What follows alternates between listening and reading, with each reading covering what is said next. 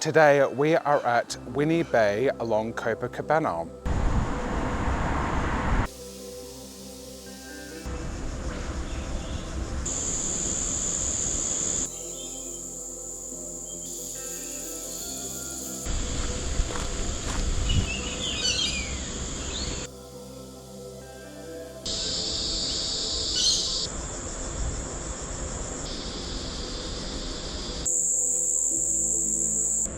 This trail near the Central Coast within New South Wales, generally considered a challenging route, takes an average of 39 minutes to complete. Great for hiking and walking of coastal and cliff tops of some of the most beautiful shoreline that has to offer.